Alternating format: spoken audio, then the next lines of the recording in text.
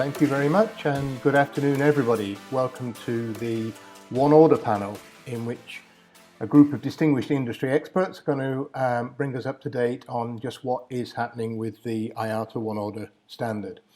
And rather than have me introduce them in turn, I would like to ask each of the panelists just to spend 30 seconds introducing themselves, their organization, and identifying what their interest is in One Order. So if we could start with Mark first. Who are you? What you do? Yes, thanks, Ian. Hello, everybody. So yeah, my name is Mark McDonald, Director Asia Pacific for Fairlogics, an Excellior Group company now. We were recently acquired a few months ago, and they're in the midst of our integration. I'm based in Hong Kong, as I said. I've been in the Fairlogics side for 2 and a bit years now. I started out in the industry at Cathay Pacific, and I was there for around 7 years in a few roles in sales and distribution technology. My involvement in One Order goes back to those days. I wrote an initial One Order strategy paper, and after that, I co-authored the One Order transition study as a consultant to IATA. And I guess because of my airline side experience, and now obviously on the vendor side with Excellior Group and Fairlogics, pretty passionate about airline distribution and retailing transformation. One Order is really an important part of that journey, and I strongly believe as I guess we remove some of the existing legacy industry setup, we'll see the airline industry using standard retailing processes in the future. So looking forward to the conversation with everybody here. Yeah, and I think that is going to be a big part of the conversation. If I could ask Stéphane next to introduce yourself. Hello, I'm Stéphane Lecourtois. I am a solution director at Amadeus. So I'm not new at all about NDC on One Order. So I've been there, and I remember some time with you, Jan, at the beginning of 2015 when we were with Rob as well, trying to start and to launch this One Order initiative. So we are quite passionate, Amadeus, about One Order, and more globally, quite aligned with Mark on this need of transformation toward retails, simplification of the business. In this time with COVID, we believe it's even more important, and we are doing our best to support airlines and to concretely go ahead in this implementation of those new retail practices. So quite passionate about One Order and a strong, let's say, background on this industry topic. Okay, thanks, Stéphane. And then Rob in Dubai. Hi, I'm Rob Rohrer. I joined JR Technologies recently from Emirates, where I've been for many years, and I used to be the chairman of the IATA Simplify the Business program, which created One Order. So I've been involved from day one of incubation of this thing, and I'm very passionate that One Order is the future of retailing for the airlines, and that we need to move from the old-fashioned business model to the future. And as JR Technology, we're designing the future and working back that it works with the past. And we are very happy to be a part of this panel. Okay, thanks, Rob. And then last and absolutely not least, we have Baz. So if you could introduce yourself. Thanks, Ian. I'm Bas Niemann, part of the global travel practice of Accenture, focusing on aviation, especially digital commerce in travel. I've been involved also in digital commerce distribution, e-commerce for airlines on the airline and on the provider side. And like I think all the gentlemen here in the call, also being part of the, I think it was called Customer Order Transformation, or the really start of the initiative of IATA. So also as Accenture, we try to combine, let's say, what we have as transformational practices from other industries and bring that into aviation, order management being one of the key areas. Okay, thanks very much, Baz. Thank you to all of the panelists. I'd like to start off by thinking about what are the industry's objectives for One Order.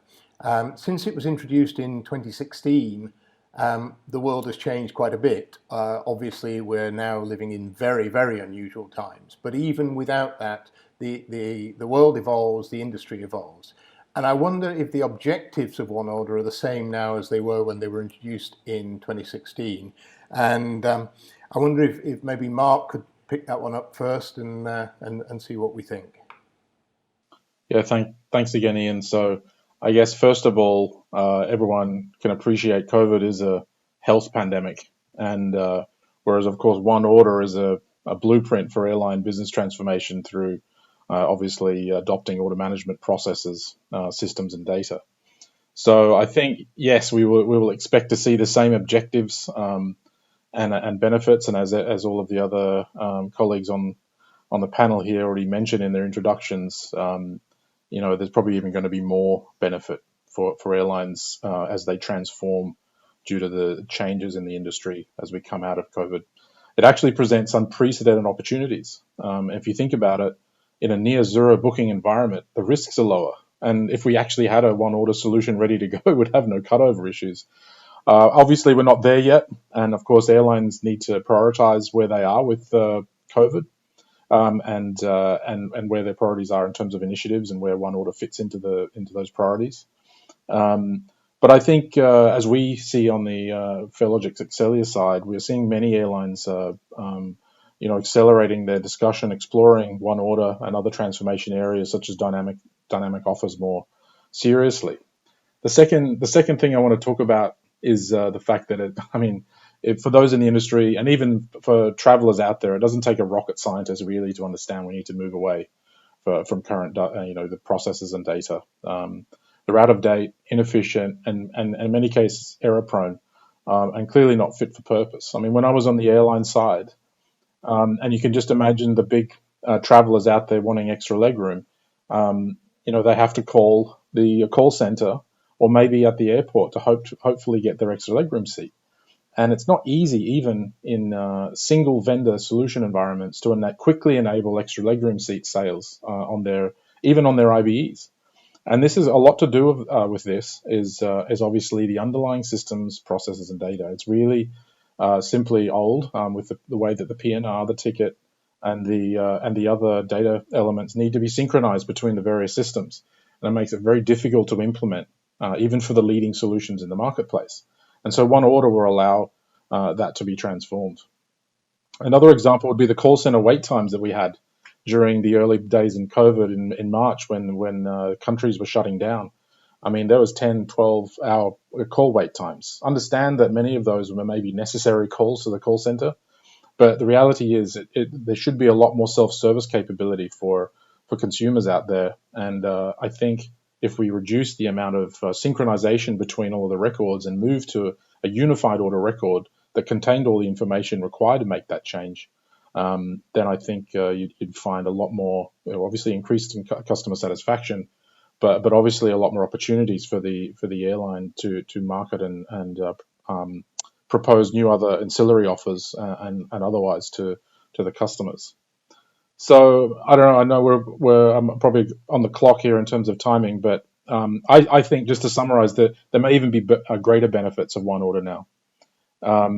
There's a hidden cost of supporting inefficient processes that is kind of laid bare by COVID. And airlines must do three things. They have to speed up time to market for launch of new ancillaries, and they have to account for them. They need to reduce and remove cost of inefficiencies.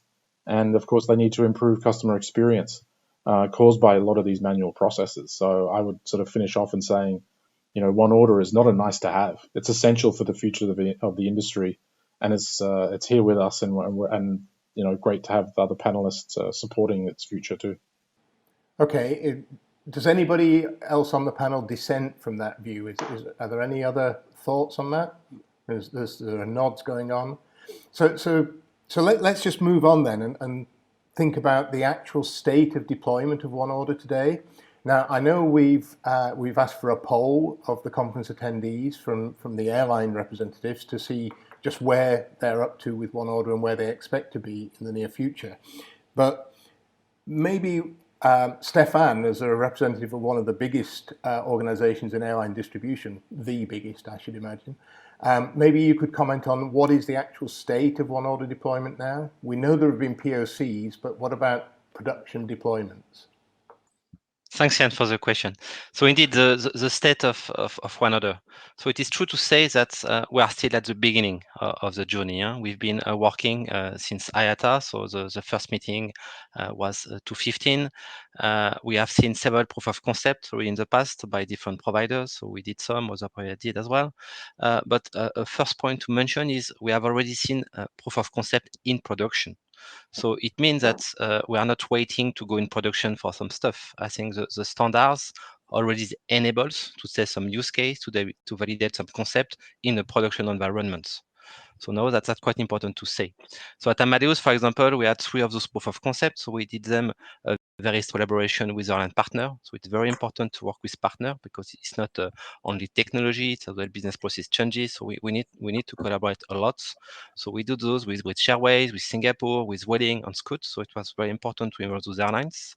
And we get some very interesting learnings from those pilots. So the learnings which help us to define what is the way forward. So the few learnings which I like to share is the first one is related to this one order messages of flows. So we've been working with IATA since several years now. It's not fully finalized. We know it. Still, we have some task force ongoing to finalize the stuff. But still, we have a solid base and we can go in production when we can start the transformation. So it's very important to mention that the standard today allows that transformation. A second very important learning is really on the way we can implement. So what do we have to do to go next to move ahead with that transformation? So maybe my colleague will disagree, but I don't think so, that a big bang approach is not really the way forward. So what we need for our line is really to go with on the different axes that Mark mentioned. So we have some stuff to do in the simplification of selling, in selling more dynamic offer, in improving servicing, doing more sales services, managing better distribution processes, implement new partnership model with more supplier. So there is plenty of axes, plenty of use case that we need to implement, and we need to go really with a step-by-step approach, with a value-driven approach in a way which is in line with the business continuity, with a seamless operation. Airlines, they cannot disrupt too much their way of operating. They have to continue to take care of all the processes they do. So the transition is very important. So that's the second learning of the pilots, which are quite important for us. And the third learning is the fact that the transformation is not driven by the technology. So what we're talking about is really a business transformation toward more retails, and we need to have those different elements together to ensure that we can go to the next step. So quite concretely, if we think about the next step of the what do we need, I think we need technology, we need collaboration, and we need plans. So in the technology, for example, in Amadeus, we have created the technological foundation. So we have an open platform with offer and order management at the core, which is fully integrated in the PSS world to support the transition. So we are ready to implement gradually those use cases. The collaboration as well is very important because this move to retail is a big transformation. It's about technology, the business process changes, sometimes change as well in the airline organization. You have to manage as well your ecosystem, which is a big one. So it's something that we have to do with partner in that perspective. So we are working with Accenture to see how we can bring the new processes and capability to the market. So the collaboration with partner, with airline is a very important point. And the last thing, what do we need? So we need a plan. It's really a call to action. So we have all those use cases. So on Mark mentioned already that they are even more relevant after the COVID. So we need to work on those axes with airlines to create these step-by-step, these gradual deliveries on step-by-step implement the transformation. And that's what we want to support at Amadeus. Okay, thank you. That's a very comprehensive answer. Any of the other vendor companies able to share with us imminent deployments to production, or are we still in that kind of phase that Stefan describes? At JR, we actually had a production deployment for a short period with Inselware in Curacao. Unfortunately, they were dependent on Venezuela and the airline went bust. But so we had a temporary deployment in production, but no longer at the moment. But we're talking to some. I was just going to say I knew Inselware very well, and they were very, very forward thinking in some of these things, and their troubles are very unfortunate. Mark, did you want to add something? Yeah, so I was just going to comment that we have a one order use case in production. There's no market news about it yet, but it's imminent. So we do have our first, and this is on the revenue accounting side, no use case in the revenue accounting space. Very good. So watch this space. So watch this space. Rob, I want to put this question to you because I know in your position as chairman of Simplifying the Business, you were very much involved in this. Do we actually need a standard? I think we're all agreed that we need to change the way we work, but do we need a rigid standard to enable us to accomplish that? I would say yes, we do, because to take as an example, with the airline where the standards came later compared to the action is codeshares, and we have 4 standards for codeshares because we had 4 independent groups of airlines together creating standards, and then finally IATA got onto it, and we ended up in 4 standards. So the industry is so integrated, and we all work together. So it would be very difficult to sell over multiple airlines, multiple alliances, working with airports, working with governments, if you don't actually have a common standard to work from. If we all start developing what we do on our own, then how do you hand over a passenger from one airline to the other? How does a travel agent sells something on one airline in a different standard compared to another airline? Is just not practically focusing. So I think a standard is given. We need to keep it as simple as possible, but unless you actually do have a standard, I think you become a complete mess. And that we'll find for a company like Google, which is their own standards. But within the industry, we have all the airlines and airports and governments and travel agents and ground handlers who work together. And if we don't do this in a common way with standards, it's not going to work.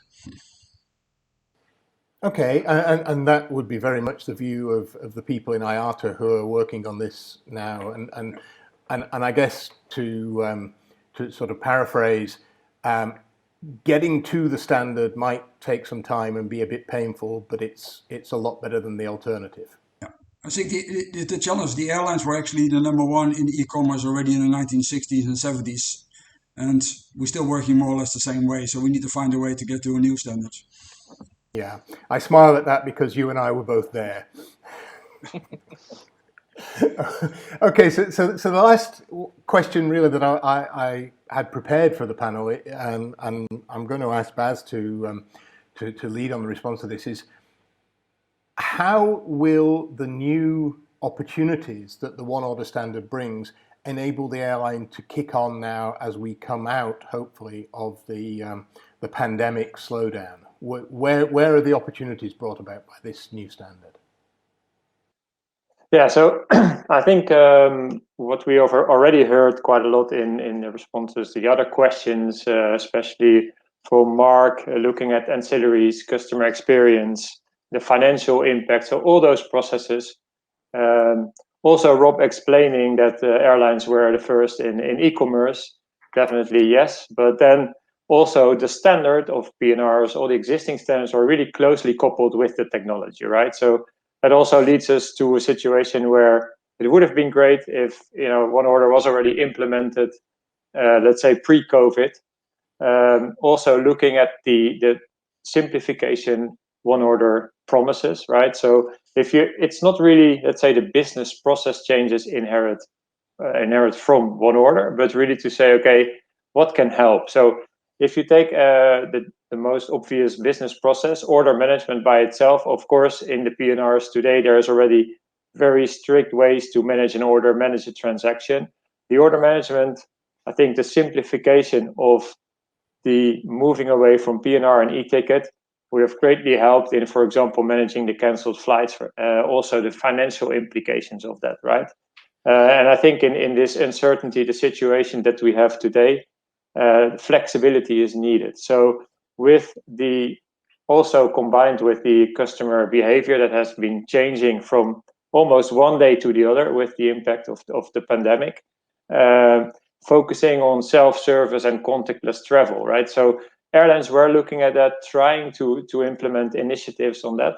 I think one order as a standard, the simplification through order management, making order change, fulfillment easier, would have helped a great deal, also with the consequences of the pandemic. I think another business process, if you can call it like that, maybe it's a group. It was already touched briefly by Stefan and Mark, is offer management, right? So really also the acceleration of NDC through the pandemic. We see in other industries a move to digital direct, changing distribution models in other industries. But you see, of course, in the offer management, there is quite some flexibility through NDC, still based on PNR. So it would have been great if it would have been a combination of offer management based on NDC and order management based on one order, also to manage the consequences of the pandemic. So really in the fulfillment, the changes, maybe also in building up after, let's say, in the reconstruction phase, when retargeting customers, right? So retargeting, if you have the data available coming from one order, single source of truth, also the retargeting becomes way easier than using the PNRs and the existing data set. So, and then I think the third one would have been also data. So really leveraging the data that you will get from this centralized order, from also putting in place the analytics around that. That's something that would have also helped a great deal in recovering, or at least minimizing the impact. Is it really, the approach? So will one order solve everything? I think what we also, and Stefan mentioned that also from a transformational point of view, there are a lot of enablers. I lifted out the data. There's also the digital component of that. So it's really, airlines have to manage the uncertainty and can leverage some of the capabilities already from today. Okay, thanks very much, Bas. And that's really neatly brought the discussion around almost in a full circle, because Mark called out the advantages of efficiency and flexibility in his response to the first question, and you're kind of confirming that will be instrumental in getting the industry out of its current slump. We've come to the end of the time allocated for just us to talk. We're going to open up to questions from the audience in just a moment. So in the meantime, thank you very much, panelists, and we'll look out for the audience questions. Thank you all.